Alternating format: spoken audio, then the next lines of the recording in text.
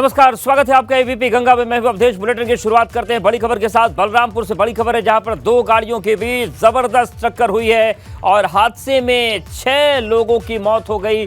अज्ञात गाड़ी और कार सवारों को टक्कर मार दी। अज्ञात वाहन की तलाश में पुलिस जुटी है। मौके पर एक्सीडेंट होने के बाद जो दूसरी गाड़ी थी वो फरार हो गई। श्री दत्तगंज थाना क्षेत्र के चीनी मिल के पास हादसा हुआ। मौके पर बड़ी संख्या में पुलिस बल मौजूद है। आप देखिए क्या हालत हो गई स्विफ्ट कार की। अगला हिस्सा जो है वो पूरी तरीके से खत्म हो गया है और ऐसे में आप अंदाजा लगा सकते हैं कि फिर एयर बैग क्या करेगा और जो लोग उसके भीतर बैठे हैं उनकी क्या स्थिति होगी। परखच्चे उड़ गए।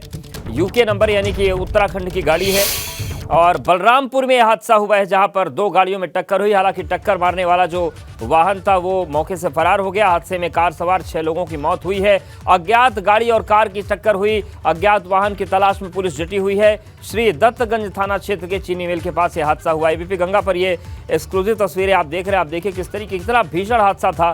टक्कर कितनी जोरदार थी कि अगला भी क्या आधी गाड़ी जो है वो खत्म हो चुकी है और 6 लोगों की मौत इस हादसे में हुई है। देखिए यूके नंबर है, उत्तराखंड की गाड़ी है और बलरामपुर में हादसा हुआ है। और हमारे सहयोगी सुशील मिश्रा जुड़ गए हैं। सुशील, ये बताइए कि जो मृतक हैं क्या उनकी शिनाख्त हो गई है? जिस गाड़ी से टक्कर हुई उसके बारे में क्या सूचना है? जी बिल्कुल, आपको बता दें अभी मृतकों की शिनाख्त नहीं हुई है, लेकिन ये बताया जा रहा है कि देवरिया जिले के रहने वाले हो सकते हैं। ये उत्तराखंड गए थे घूमने के लिए, वहां से लौटते वक्त रात में हादसा हुआ है देर रात से। अभी थोड़ी देर पहले हमारी एडिशनल एसपी से बात हुई है नम्रता श्रीवास्तव जी से। उन्होंने बताया किसी अज्ञात वाहन से ठोकर हुई है। अभी ये स्पष्ट नहीं हो पा रहा है कि गाड़ी सामने से लड़ी है या किसी ट्रक ने ये पीछे से घुसी है। क्योंकि गाड़ी के परखच्चे उड़ गए हैं तो ऐसा मालूम पड़ता है कि गाड़ी जो है वो पीछे से किसी ट्रक में घुस गई है। बाद में वो ट्रक वहां से फरार हो गया है। फिलहाल जो भी मृतक है उनके शवों को पोस्टमार्टम के लिए संयुक्त जिला चिकित्सालय लाया गया है। आगे की कार्रवाई की जा रही है। शुक्रिया सुशील आपका जानकारी और अपडेट्स को देने के लिए। तो देखिए बलरामपुर में दर्दनाक हादसा हुआ है और 6 लोगों की मौत हुई है। झांसी की टोटी फतेहपुर में 4 बदमाशों से मुठभेड़ हुई है। पुलिस ने लूट के आरोपी 4 बदमाशों को गिरफ्तार कर लिया है। मुठभेड़ के दौरान 3 बदमाशों को गोली लगी। चेकिंग के दौरान बदमाशों ने पुलिस पर हमला कर दिया। जवाबी कार्रवाई में पुलिस की गोली से 3 बदमाश घायल हो गए। पुलिस ने राजवीर गुर्जर, सत्येंद्र सेन, कुलदीप गौड़ और अरविंद गुर्जर को गिरफ्तार किया है। झांसी के टोटी फतेहपुर में 4 बदमाशों से मुठभेड़ हुई। पुलिस ने लूट के आरोपी 4 बदमाशों को गिरफ्तार किया है। मुठभेड़ के दौरान 3 बदमाशों को गोली लगी। चेकिंग के दौरान बदमाशों ने पुलिस पर हमला किया था। जवाबी कार्रवाई में पुलिस की गोली से 3 बदमाश घायल हुए। पुलिस ने राजीव गुर्जर, सत्येंद्र सेन, कुलदीप गौड़ और अरविंद गुर्जर को गिरफ्तार कर लिया है। और ये देखिए मुठभेड़ के बाद की ये तस्वीर आपको दिखा रहे हैं, जब 3 बदमाशों को गोली मारकर घायल किया गया और इन्हें गिरफ्तार किया गया है।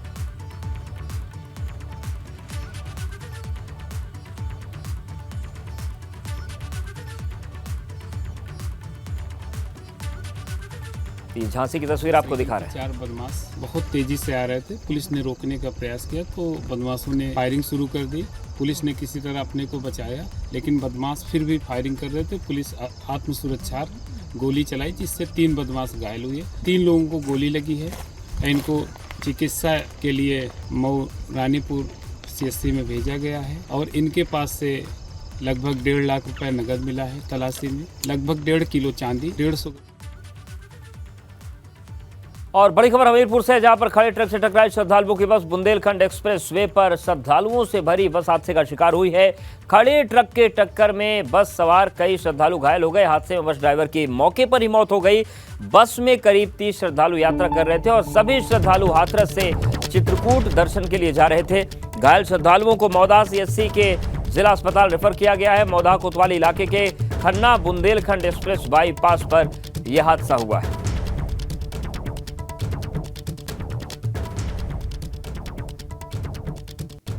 तो खड़े ट्रक से श्रद्धालुओं की बस टकरा गई और बुंदेलखंड एक्सप्रेसवे पर श्रद्धालुओं से भरी बस हादसे का शिकार हुई। खड़े ट्रक के टक्कर से बस में सवार कई श्रद्धालु घायल हो गए। घायल श्रद्धालुओं को मौदा CSC में रेफर किया गया है। मौदा कोतवाली express Khanna Bundelkhand expressway bypass पर यह हादसा हुआ है।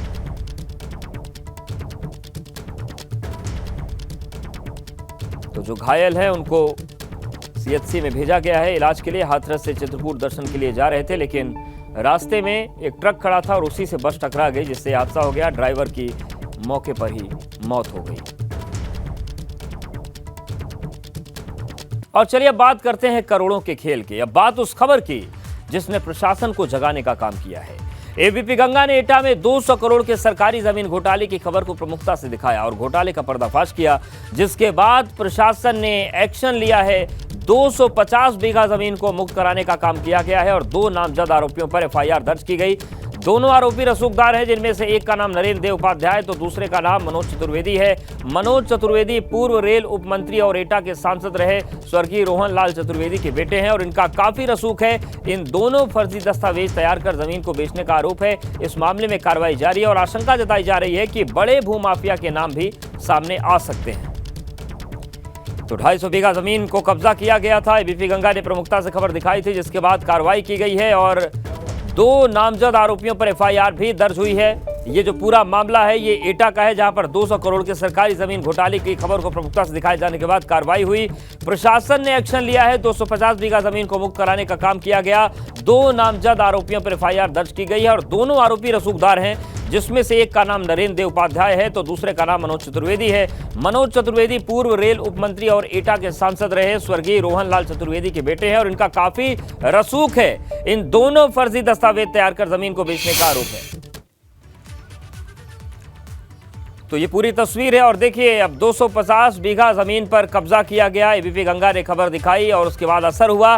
2 नामजद पर एफआईआर दर्ज की गई है। प्रशासन ने कार्रवाई की है, लेकिन सवाल यह है कि रसूखदारों का जो खेल है और कहां चल रहा है ये भी पता लगाने की जरूरत है, क्योंकि ऐसे रसूखदार लोगों के खिलाफ जल्दी कोई आवाज उठाने की हिम्मत करता नहीं है। लेकिन 250 बीघा जमीन को खाली करवाया गया है। लगभग 200 करोड़ इसकी कीमत थी। एबीपी गंगा की खबर का असर हुआ है, जिसके बाद 2 लोगों पर एफआईआर भी नामजद करवाई गई है, दर्ज करवाई गई है और इस पूरे मामले में कार्रवाई की जा रही है।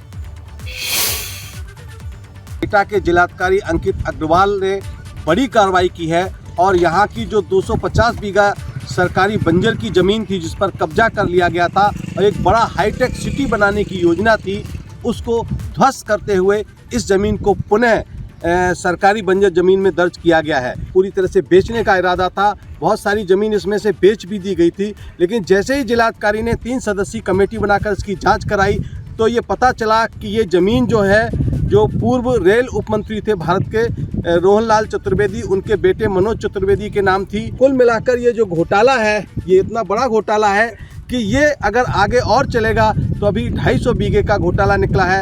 अनुमान लगाया जा रहा है कि लगभग 800 बीघे से ज़्यादा का इसमें घोटाला निकल सकता है और भूमाफियाओं ने इस पर अपने सपनों का एक हाईटेक सिटी प्लान किया था, लेकिन एटा के जिलाधिकारी अंकित अग्रवाल की कड़ी कार्रवाई ने उनके सारे सपनों पर पानी फेर दिया और फिलहाल इस पूरी 250 बीघा लगभग ज़मीन को पुनः सरकारी बंजर में दर्ज कर दिया गया है और जो भूमाफिया हैं उनके खिलाफ कोतवाली नगर एटा में एफआईआर दर्ज कराई गई है। एटा से एबीपी गंगा के लिए राकेश भदौरिया की रिपोर्ट।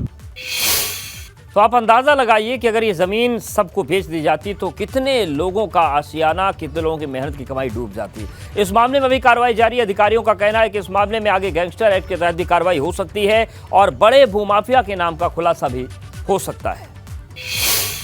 सार्वजनिक संपत्तियां थी, बंजर की भूमि थी, जिसको जिलाधिकारी के निर्देशन में जांच कमेटी गठित हुई थी और जांच कमेटी ने उसमें ये पाया कि इसको कुछ लोगों ने अपने नाम करा लिया था और उसका फिर तत्पश्चात उसका क्रय विक्रय हुआ। उसी के संबंध में प्रकरण में एक एफआईआर भी पंजीकृत कराई गई है कोतवाली नगर थाना क्षेत्र के अंतर्गत। वैसे भी जांच आगे रहेगी, कुछ अन्य गाटें भी हैं और उस पर जाँच प्रक्रिया चल रही है। अभी वो जैसे जैसे आगे बढ़ती जाएगी उसमें जो भी नाम आते जाएंगे और आगे जो भी कार्रवाई होगी उससे आपको अवगत कराएंगे। सर, क्या गैंगस्टर की कार्रवाई हो सकती है इन लोगों के खिलाफ? देखिए, ये जांच का विषय है। जांच में जैसा भी आगे सामने आएगा तो गैंगस्टर गुंडा जो कुछ भी होगा नियमानुसार किया जाएगा, विधिसंगत तरीके से जो भी होना होगा वो।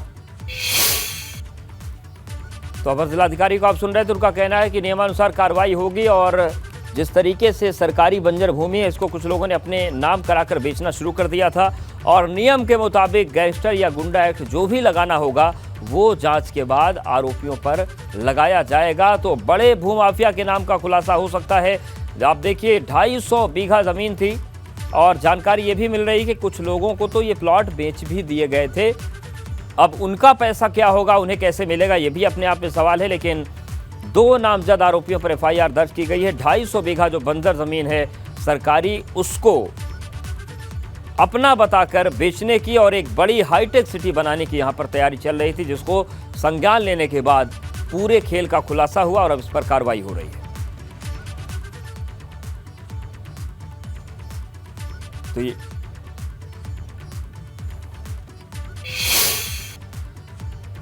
आज से बीजेपी का मतदाता सम्मेलन जनसंवाद शुरू हो रहा है। प्रदेश भर के नगर निगम क्षेत्र में कार्यक्रम शुरू हो रहा है। इसमें मुख्यमंत्री योगी और दोनों डिप्टी सीएम भी शामिल होंगे।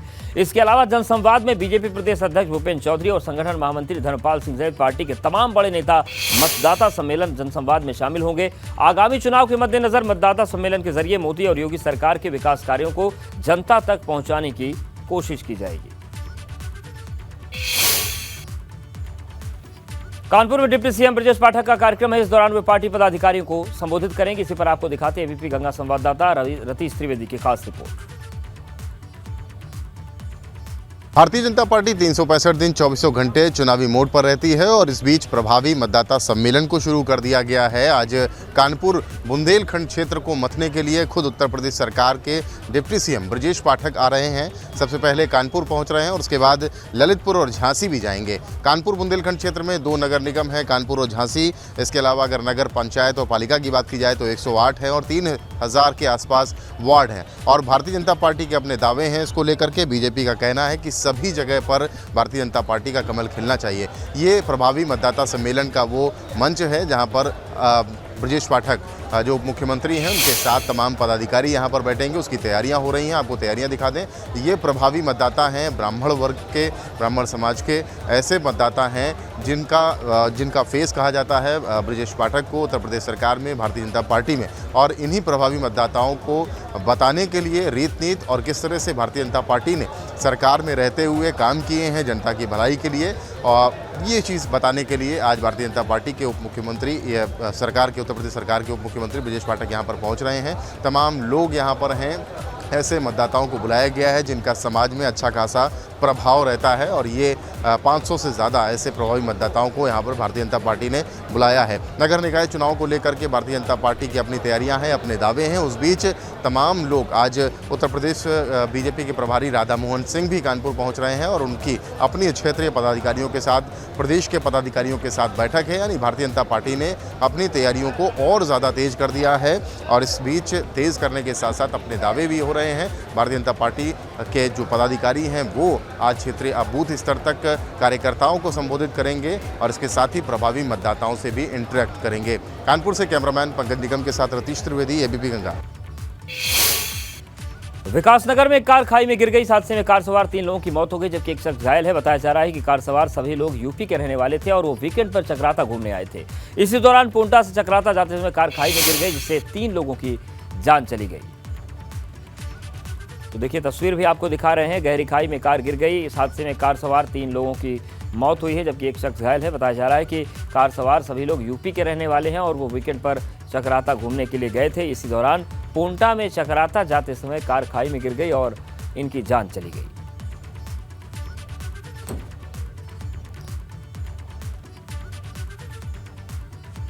तो तस्वीरें इतनी विभत्स हैं कि हमें धुंधला करके दिखाना पड़ रहा है। आप कार की हालत को देखकर अंदाज़ा लगा सकते हैं कि ये हादसा कितना भयंकर था। और चक्राता घूमने के लिए लोग गए थे लेकिन रास्ते में दुर्घटना का शिकार हो गए। कार खाई में गिर गई जिसमें 3 लोगों की जान चली गई। जोशीमठ में बद्रीनाथ हाईवे पर पहाड़ी दरकने का एक वीडियो सामने आया है जिसमें पहाड़ी का बहुत बड़ा हिस्सा टूटकर नीचे गिरता है। ये वीडियो हनुमान चट्टी का बताया जा रहा है। देखिए तस्वीर दिखा रहे हैं जोशीमठ की, जहां पर बद्रीनाथ हाईवे पर पहाड़ी का एक बड़ा हिस्सा दरक गया, जिसमें पहाड़ी का एक बड़ा हिस्सा टूटता हुआ आपको दिख रहा है। ये वीडियो हनुमान चट्टी का बताया जा रहा है। तो जोशीमठ में हनुमान चट्टी की जो पहाड़ी है आप देखें किस तरीके से ये टूटकर हाईवे पर ही बिखर गई।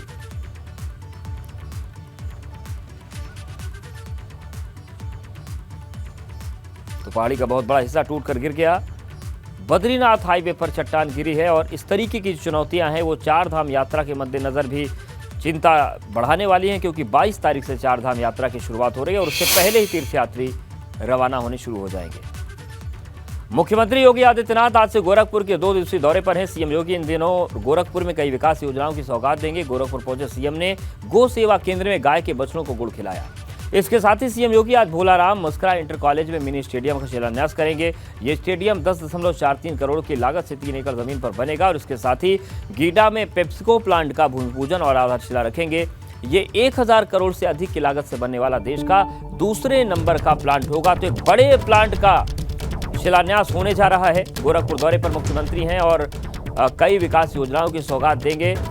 मुख्यमंत्री इन सब के बीच भोलाराम मुस्कुरा इंटर कॉलेज मिनी स्टेडियम का शिलान्यास करेंगे। ये स्टेडियम 10.43 करोड़ की लागत से 3 एकड़ जमीन में बनाया गया। इसके साथ ही साथ जो सबसे बड़ी सौगात मिलने जा रही है वो है गीडा में पेप्सिको प्लांट का भूमि पूजन और आधारशिला। ये 1000 करोड़ की अधिक की लागत से बनने वाला देश का दूसरे नंबर का प्लांट होगा।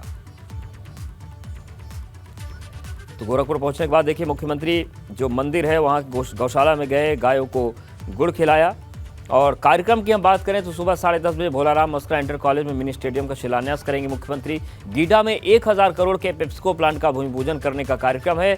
9 अप्रैल को सुबह करीब 10:30 बजे गोरखपुर खाद कारखाना में शिलान्यास लोकार्पण कार्यक्रम है। खाद कारखाना में 1045 करोड़ की 258 परियोजनाओं का शिलान्यास और लोकार्पण मुख्यमंत्री योगी आदित्यनाथ करेंगे।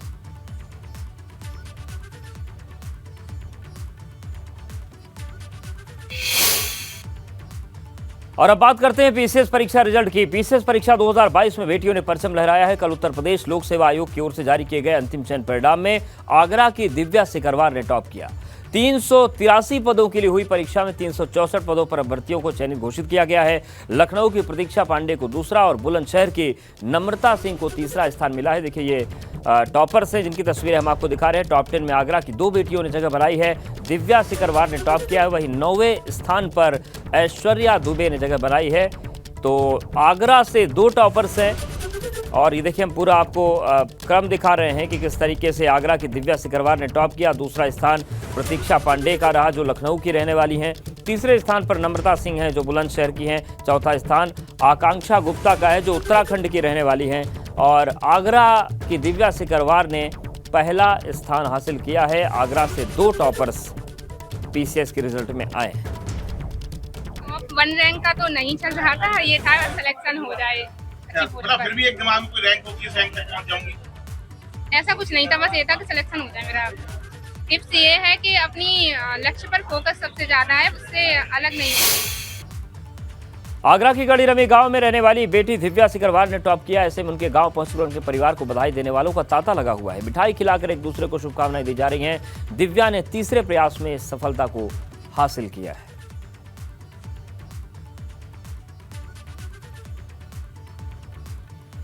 और देखिए ये तस्वीर हम आपको दिखा रहे हैं लखनऊ की प्रतीक्षा की। उनके बारे में बताइए। और उसके बाद उन्होंने मुझसे इंटरकास्ट मैरिज के बारे में। और लखनऊ की प्रतीक्षा पांडे ने यूपी पीसीएस में दूसरी रैंक हासिल की है। उनको ये सफलता 5वें प्रयास में हासिल हुई। उनके पिता पीएन पांडे इंजीनियर के पद से रिटायर हुए। उन्होंने मुझसे पहला सवाल पूछा था कि अपने जो इंडिया में कंटेम्प्रेरी थिंकर्स हैं उनके बारे में बताइए। और उसके बाद उन्होंने मुझसे इंटरकास्ट मैरिज के बारे में कई सवाल पूछे थे और स्टेटस के ऊपर सवाल पूछे थे कि स्टेटस कास्ट क्लास में क्या फ़र्क होता है, इसके बारे में सवाल पूछा था। और ट्राइब्स के बारे में पूछा था। यही इनके सवाल थे जो उन्होंने मुझसे मेरे ऑप्शनल सब्जेक्ट से पूछे थे। पीसीएस की परीक्षा में बुलंदशहर की नम्रता सिंह ने तीसरा स्थान हासिल किया है। केवल 24 साल की उम्र में उन्होंने पहली बार में परीक्षा क्रैक की। नम्रता के पिता इटावा में कृषि ग्राम्य विकास अधिकारी के पद पर तैनात है। के लिए बस यही कहूँगी कि अगर कोई लक्ष्य हम निर्धारित करते हैं तो उस तक पहुँचने के लिए हमें काफ़ी असफलताओं का और निराशाओं का सामना करना पड़ता है। काफ़ी वक्त हमें अकेला भी रहना पड़ता है, लेकिन हमें इन सब चीज़ों से हार नहीं माननी चाहिए और आगे बढ़ते रहना चाहिए। और गाजियाबाद की बात करते हैं। गाजियाबाद के लोनी में गेहूं के खेत में आग लग गई। आग लगने से खेत में खड़ी गेहूं की फसल जलकर राख हो गई। खेत में खड़ी करीब 4 बीघा गेहूं की फसल जलकर राख हो गई। प्रदेश भर से इस तरीके की खबरें आ रही हैं। जिस तरीके से बिजली विभाग की लापरवाही के चलते आग लग रही है, गाजियाबाद में भी गेहूं के खेत में आग लगी। हालांकि यहाँ पर क्या कारण रहे ये जांच होना बाकी है, लेकिन अमूमन अक्सर हर जगह पर यह तस्वीर सामने आ रही है कि जो तारों में शॉर्ट सर्किट होता है, चिंगारी निकलती है, उसकी वजह से आग लग जाती है। वहीं गाजियाबाद के लोनी में भी गेहूं के खेत में आग लगी। आग लगने से खेत में खड़ी गेहूं की फसल जलकर राख हो गई। खेत में खड़ी करीब 4 बीघा गेहूं की फसल जल गई है। अब ऐसे में जांच का विषय है कि यहाँ पर आग लगने का कारण क्या रहा है, लेकिन आप देखिए किसान की पूरी मेहनत चौपट हो गई। तो 2 तस्वीरें आपको दिखा रहे हैं। पहली तस्वीर आप देखिए, आग जब लगी और आग बुझाते बुझाते क्या हाल हुआ खेत का, ये आप देख सकते हैं कि देखते ही देखते पूरी जो मेहनत थी किसान की 4 से 5 महीने की, वो कुछ ही मिनटों में जलकर राख हो गई। उधर ऋषिकेश में देहरादून मार्ग पर हादसा हुआ है। मोतीचीर के जंगल में एक कार में आग लग गई। देखते ही देखते कार धू धू जलने लगी। कार सवार समय रहते कार से बाहर आ गए, जिससे उनकी जान बच गई। बताया जा रहा है कि कार में 3 लोग सवार थे जो कोटद्वार से रेशम माजरी अपने घर जा रहे थे, लेकिन देखिए हादसा हो गया। कार में हादसे के बाद आग लग गई। ऋषिकेश में देहरादून मार्ग पर यह हादसा हुआ है। मोतीचूर के जंगल में कार में आग लगी। देखते देखते कार जलकर राख हो गई। कार सवार हालांकि समय रहते बाहर निकल आए, इससे उनकी जान बच गई। बताया जा रहा है कि कार में 3 लोग सवार थे जो कोटद्वार के रेशम माजरी अपने घर जा रहे थे।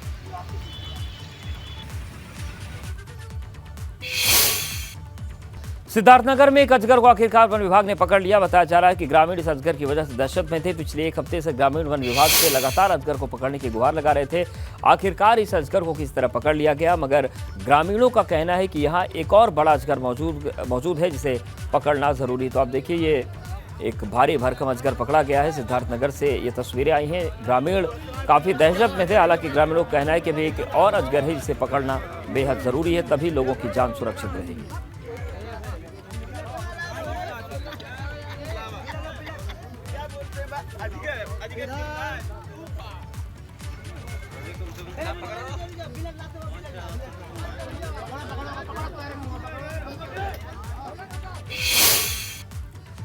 और बड़ी खबर मेरठ से है, जहां पर उमेश पाल हत्याकांड में आरोपी आयशा नूरी का सुराग नहीं लगा है। एसटीएफ और पुलिस ने कई जगहों पर छापेमारी की। आयशा नूरी पर अतीक के बेटे और शूटर्स की मदद का आरोप है। आयशा नूरी के खिलाफ एसटीएफ को कई अहम जानकारियां मिली हैं। तो बड़ी खबर मेरठ से है, जहां पर उमेश पाल हत्याकांड में आरोपी आयशा नूरी का सुराग नहीं लगा।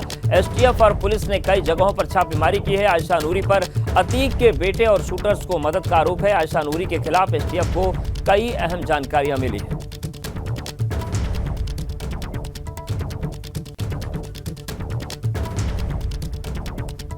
और इस बुलेटिन में फिलहाल इतना ही।